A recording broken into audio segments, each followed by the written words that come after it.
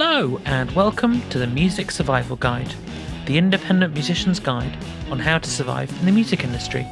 My name's Phil, a mixing and mastering engineer with Vortis Sound Studios.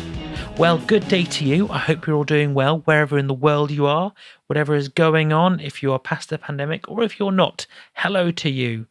Welcome aboard. Today on the podcast, I've got an interview with Keith Lamley, who's the manager of WDFD Records.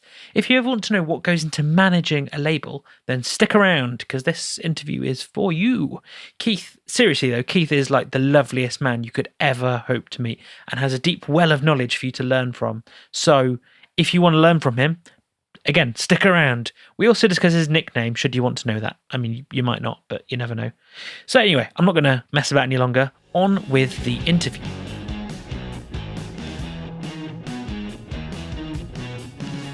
So today on the podcast, I am joined by Keith, who is the manager, I think that's probably the right phrase, of WDFD Records. Keith, how are you? Good morning, Phil. Yeah, I'm or good afternoon, or good evening, or good night, depending on when you're listening to this. I'm fine, thank you. Yes. Good. Are you well? I'm very well. Yeah. Excellent. Yeah. In this strange world of ours. Indeed. So I'm sorry, I've not warned you about this. I'm gonna trial a very random question to start with, and I've found a website which is a random question generator, which may break the ice. And the random question generator says, do you have any nicknames that you can share? That I can share, yeah. Yeah, I think my wife's got one or two for me. I don't. I did have as a teenager and whatever, but yeah, strange. No, I've not got one. I feel left out. Is now the time to admit that I have heard a nickname that is repeatable? Oh, right, okay. Sir Keith.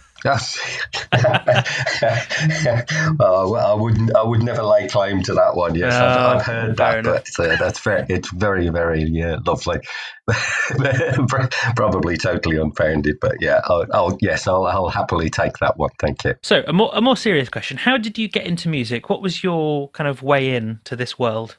Well, I think like most of us, obviously, as a youngster, listening to music, T-Rex were my way in, really. That was the group, and Mark Bolan in particular, who just really blew my mind, I think, back then. It just caught my imagination. I had an older brother who was into a lot of rock music and prog and such like, and listened to a lot of that stuff, and I still love a lot of that stuff. But really, that glam era was really got me hooked into music. I joined several bands playing in local pubs, probably pretty awful looking back, but at the time it was great fun. One band in particular that we did end up going down to London with a cassette tape to see Polydor. It was a nice day out, but yeah, I would say we got politely rejected. I don't think we got politely rejected, but we did get rejected. And after that, marriage, children, everything came along, and that was wonderful. And it was really when my older son, Kyle, first picked up the guitar, and I showed him some chords, and within about 2 or 3 months, he was way better than I'd ever been. So I put my guitar down and let him carry on with his. And it's been his journey as much as anything which has inspired me. So that's sort of led on to whatever it is we've got today. So yeah, that's sort of a brief potted history. Fair enough. So how did you come to start WDFD Records? I always struggle to get those initials right, I must admit. Yeah, probably not allowed to say what they stand for on here. We've had swearing. So, but anyway, yes, WDFD. It was a labour of love, really, for Thea, my son's band. Again, it's such a difficult business to get any traction and any momentum with. You do realise what a small fish you are in an enormous sea at times. But Thea was struggling, like a lot of bands, to get any notice taken of them. And I think Planet Rock at the time I think it's changed now, but at the time we're only playing signed bands. And we just had a thought, well, if I form a record label and sign them, that makes them a signed band. It seemed a little bit too obvious and easy, but that's basically why I did it. It was to give more credibility to the band, if you like, to say, right, we're signed. So yeah, it's smoke and mirrors, I guess. But that was the original idea as to why we did it. And then it took on a bit of a life of its own for some time.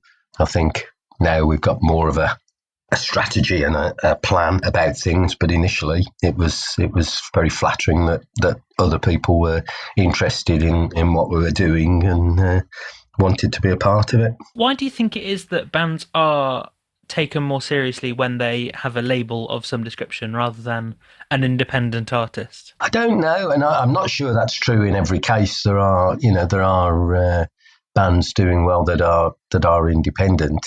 And I think it depends very much on what and who else the band have got around them as to the importance or not of a label. I think a label just hopefully gives you a core. That's what we're trying to do anyway, is to make that a centerpiece of things from which all else emanates. And I guess, again, as much as anything, it's just whether you want to. I think WDFD is a very different model to the more traditional record labels. So it depends for bands now whether they buy into what we're about or not. We've got no more of a magic wand, and we certainly haven't got deep financial pockets. So there's no easy way, just joining a label doesn't magically transform things overnight. It's whether you buy into the ethos and want to be part of something. To benefit from that. You mentioned the sort of deep pockets thing. I think it's a thing that a lot of bands can sometimes misunderstand, that if you do get, say, let's call it magically signed to EMI or someone massive, that they don't just hand you some cash on a plate and go, here you are, off you go. They actually give you a loan, don't they, that they want back. Absolutely. I think it's always been that way, as say, in these days where information is more easily transmitted, there's a greater awareness of what's gone on. And certainly a lot of the big bands from the past did very badly out of deals they signed. Other people made an awful lot of money off the back of them, but the artists didn't. There are exceptions, and it probably came down to how good your lawyer was and all the rest of it. But yes, whilst there may have been odd cases where money was literally given by a benefactor, in terms of a label, yeah, you were tied in, and everything that you earned went to pay back. And I think those contracts are still around. Everything goes first of all to pay back those advances before you start to see a penny in return. It can look very glamorous, and the label will probably provide some fairly lavish and grand things that you can get involved with. But yes, make no mistake, you have to be very careful going into that and just see whether you are going to be turned over as a result of it. And of course, if you're not successful for whatever reason, that loan is still there to be repaid. Yeah, that's a big thing that no one particularly thinks about, is what happens if you don't succeed. Yeah, absolutely. Yeah. It's still it's still something there. They're not just going to say, "Oh well, never mind, boys. You just keep that money then. We'll put it down to experience." They will still want it back. Yeah, to be fair, labels don't tend to throw money at people until they are pretty sure there is something there, which is why it's so difficult to get on. It's one of those things, isn't it, that kind of social media numbers is what so many people look at nowadays to judge success in any way. Yeah, absolutely. The world has changed very greatly from when I was looking at it in the 70s and 80s. It is a very different animal, and I've never worked for a major or whatever. I can only speak from what I've seen from the outside and what I've heard from people I talk to, some at higher levels. So yeah, it's a difficult industry, but it's still a wonderful industry. I mean, at the end of the day, you're making something which is, life-saving, life-changing, and all the rest of it. It's phenomenal. So I think that having a label can be right for some bands, and it's not necessarily right for others. I mean, with technology, you don't have to have a label these days. You can, they used to be the gatekeepers. Really to get new music out there, and particularly when shops were the main way of selling your music. these days, of course, retail shops, have become a niche thing, really. Yeah, unfortunately. Love a good record shop. Yeah, I used to spend hours in record shops browsing through them, When I went on holidays to get to holiday in North Wales, a lot of listeners may know Cobb Records, which is there in night. That's exactly what I was thinking of. Yeah. I used to spend many hours in there, and many pounds I probably couldn't afford. My mum lives near there, so every single time I go to Cobb Records. Oh, really? Yeah, wonderful. Yeah, it's got a lot of memories for me going back to probably 14, 15 or whatever when I was old enough to sort of go in and browse. And found some fantastic things and things I wouldn't have otherwise come across. So, moving back to the label, I guess, how do you find bands that you want to work with? What's that process like? It's more structured now than it was at the start. Because initially, as I say, it started purely for Thea. It wasn't intended to be a record label in a wider sense for other bands. So it came as quite a surprise when other bands said, "Oh, well, what are you doing here? And can we be part of it?" That was lovely, but that wasn't the intention. So we went with that. Now it grew quite quickly, possibly too quickly. I don't know, but it is what it is. It grew well. I think and hope that we've got a decent reputation.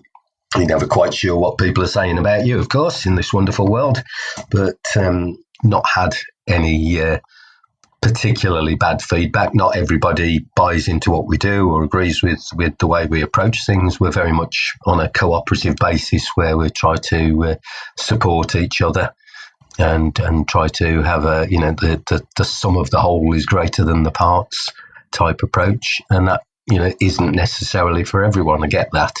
So in terms of WDFD, we're obviously looking for bands that make good music. That has to be a given, if you like.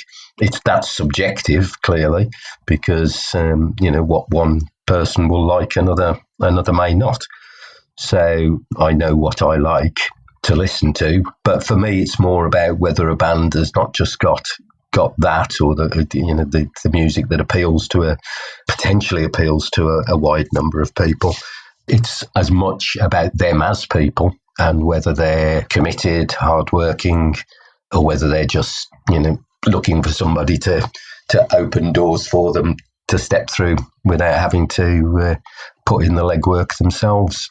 Barring an incredible stroke of luck, there are no shortcuts. You have to do the gigs you don't necessarily want to, and you have to suffer poor results at times as well, whilst you try to learn from the past and improve for the next release. It's the thing I always think about releases when it comes to bands, is that as long as your next release is better, quote unquote, than the one before, that's what matters. And it doesn't, whatever that metric is, kind of depends on the band, I guess, but that's the really important thing. Yeah, it is. I think as an artist anyway, which obviously I even in my 20s never really claimed to be, but seeing it with my son, yeah, he's always striving to make the next track better than the last.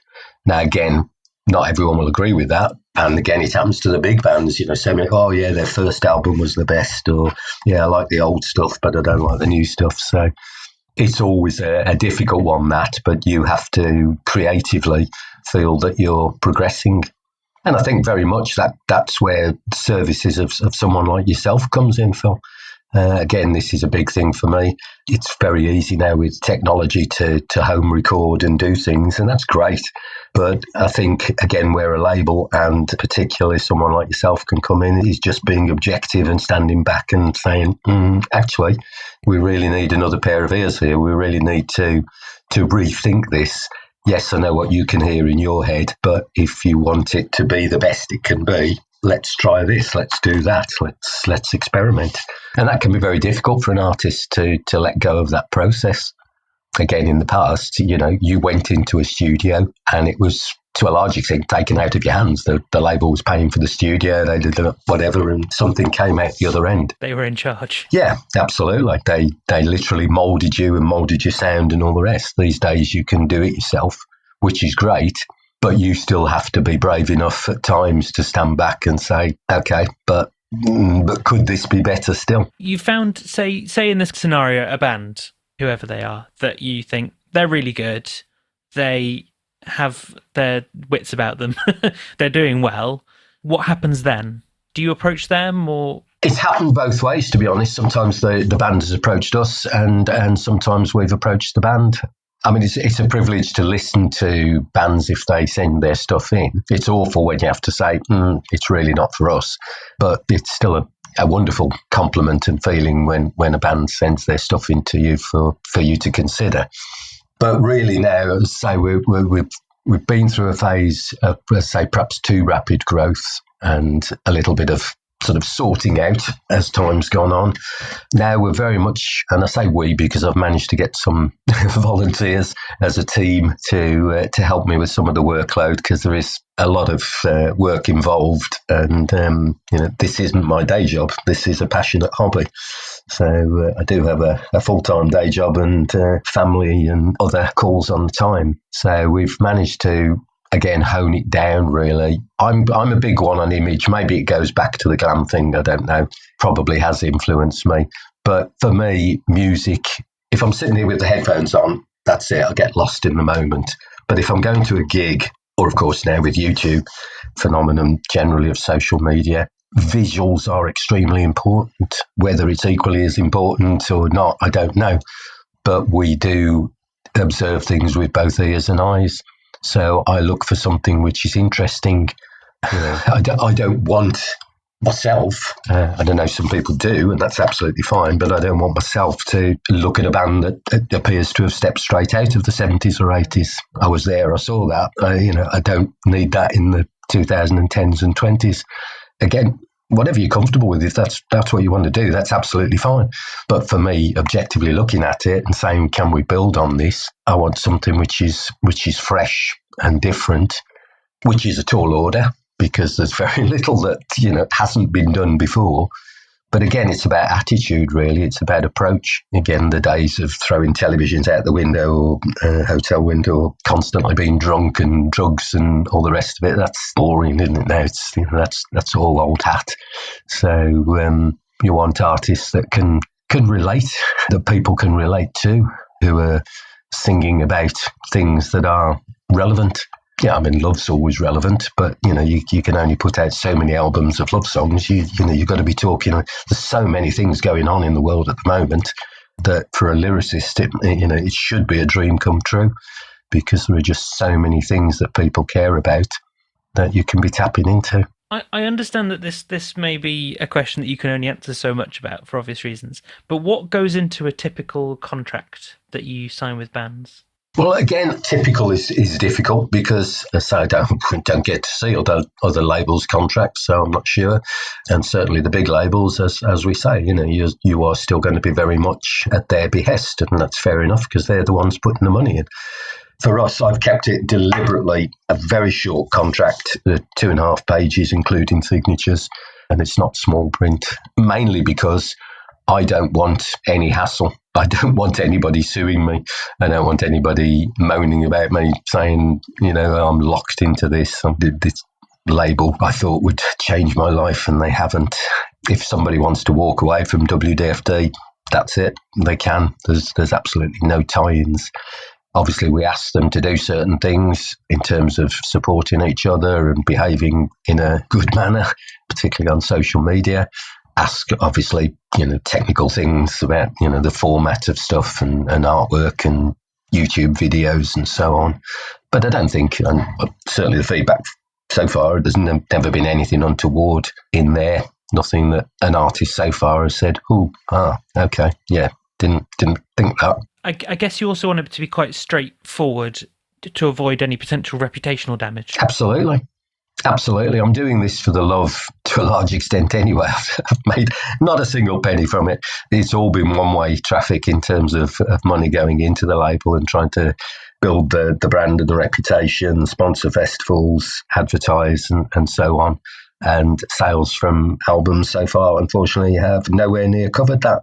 But that's fine. Nobody's forced me to do that. It's something I wanted to do. So it's financially is a big undertaking. So you just want artists to participate in that and get the best for themselves. I think it helps in a way that, if I can put it this way, it helps that you're not making massive profits off the back of this, so that bands kind of, they view it as a quite collegiate thing, being in the label? Yeah, I hope so. I mean, it's a tough one because obviously, yeah, I mean, you got to take my motives at face value, but any money that does come in just gets reinvested into other stuff. I would love one day for it to provide me with a standard of living. That would be fantastic. I'd be lying if I said otherwise, but I don't see that realistically happening in the short term. But it's, we are trying to get more and more professional and approach things and not be as stupid as we have at times in the past in throwing money at certain things which perhaps didn't warrant it or didn't have the return. So it'd be nice to generate more income because that will give us opportunities to, again, advertise or promote or put on events or whatever, which bring the bands to a bigger audience. So you've got to have some income coming in.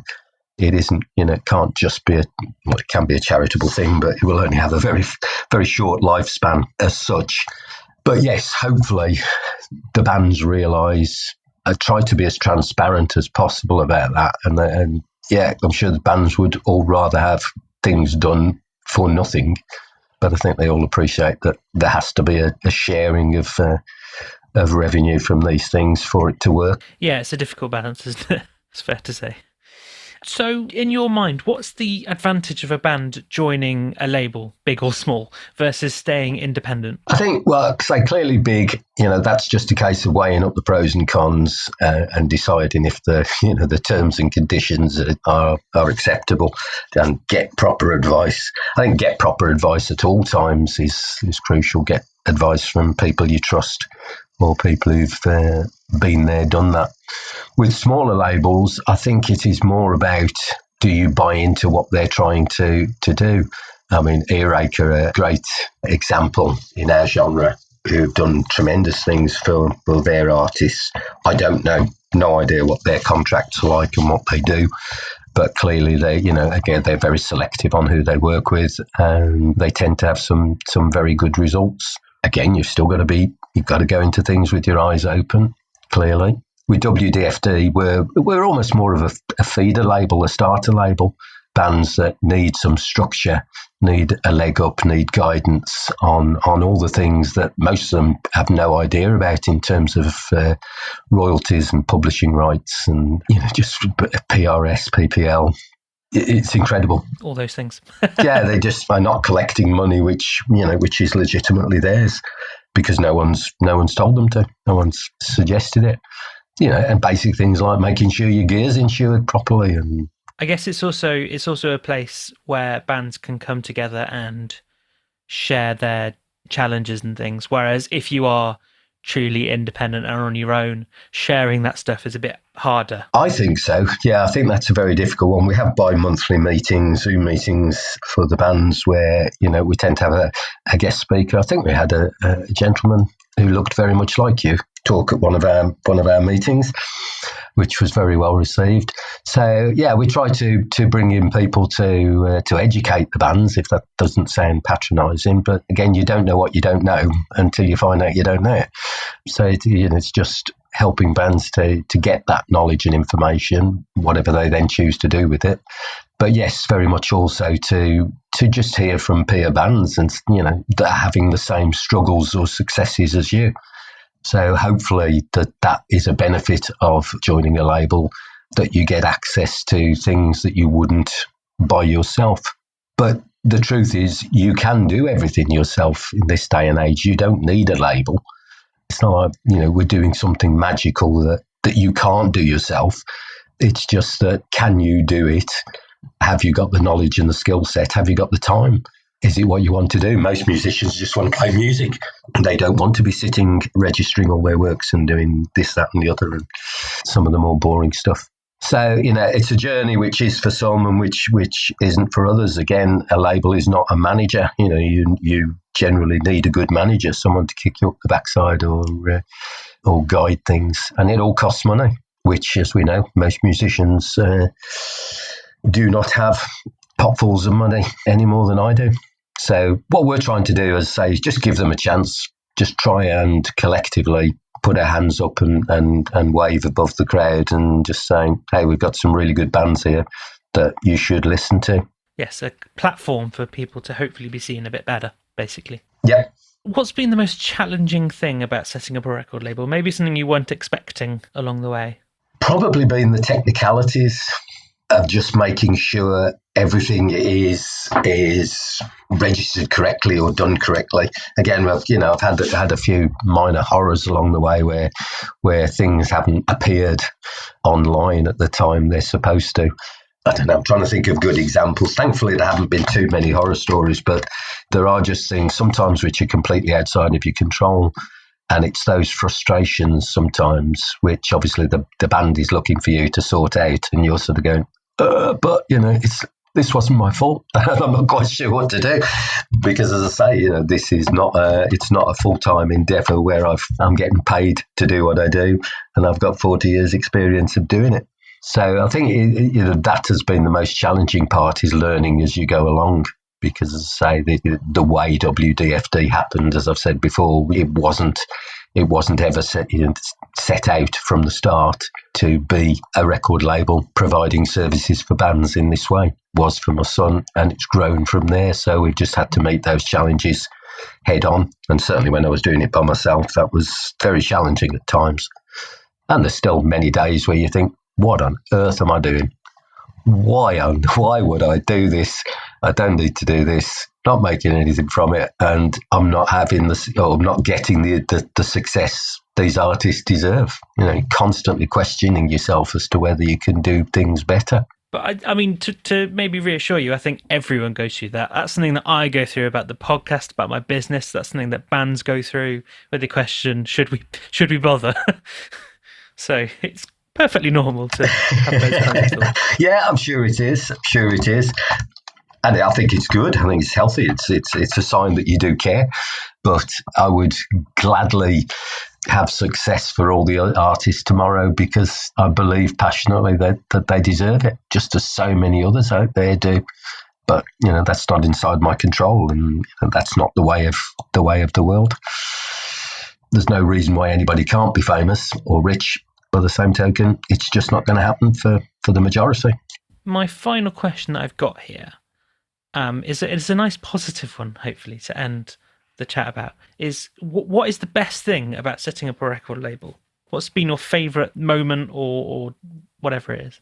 Yeah, you've got to be careful with this one. I think it is positive, definitely positive, Phil, but I'm always wary of ego, or of how things can come across. Because I think, certainly from a personal point of view, seeing the WDFD logo on things, did it with Big Festival Stone Deaf backdrop for the stage. That was a sort of a goosebump moment as the sun was going down to see that, and things like advertising. Oh God, mind you, the cost of advertising in classic rock is eye watering. But doing that sort of thing and seeing things. But I guess more than that is just when you get compliments. It is just so lovely when somebody says, "Oh yeah, WDFD have some great bands on there, and they do whatever." That it's just a nice warm feeling. So I think that's the positives of it. It's not about the label at the end of the day. I know that, but in this difficult business, we feel that having a strong brand is another edge to help the artists, who ultimately it is about, to get noticed, because you hope that if people find the label and then listen to your range of artists, they associate you with good quality and like things, and will check out other acts that they wouldn't perhaps otherwise have done. Again, that's the collective strength of it, or should be. I think that was a very good answer, to be honest. I mean, it's kind of doing something and then someone else going, "You've done a good thing," and you're going, "Oh yes, I have." Yes, absolutely. Yeah. It offsets the days, as I say, when you think, what on earth? Let's get a real job. I don't know, and it's going to be challenging going forward, Phil. As gigs come back again and so on, and the world opens up or not, and will it be different? Will people still come out? And we don't know. We don't know what's going to happen going forward. So we just got to see. Challenges are going to be there, always going to be there, but definitely we are in a very strange scenario. Live streams, are they a good thing? They don't seem to have taken off as much as perhaps thought they would, which may be healthy for the live scene because there is still no substitute for the real thing. But I don't know. We've all got used to not doing things. Will people go back out in the same numbers? And more importantly, as I bang on about all the time, for the genre generally, I don't like genres. I don't like the names and associations because I think it's either good music or bad music. You like it or you don't, and that's all personal. But we've got to attract newer, younger people to listen to these bands. Just got to do that. And that's probably the biggest challenge of all, the most difficult, particularly in the noise of social media, is to get seen by a different market. Well, I, for one, am very much looking forward to gigs. I can't wait. Good. Any gig, to be honest, whoever it is, I don't mind. Yeah, well, hopefully we'll see you at some. Indeed so. Well, Keith, it's been great to talk to you. Thank you very much indeed, Phil, for asking me. Yeah, so again, that's one of the lovely, flattering things is when you get an opportunity to waffle like this, which I'm fairly sure when I listen back, I'll be thinking, Jesus, Keith, what were you waffling on about? But, yes, I appreciate it. Thank you, Phil. So that's it for another episode of the Music Survival Guide. If you enjoyed, then please do leave us a review wherever you listen to the podcast. I really appreciate every single one of those. Please also share it with your friends and bandmates if you thought it was useful or helpful. I really appreciate all of you, so if you're interested, we have a community on Facebook called the Music Survival Guide Community. Hop over there for chats about music and band life with other musicians and industry people, and I will see you next time.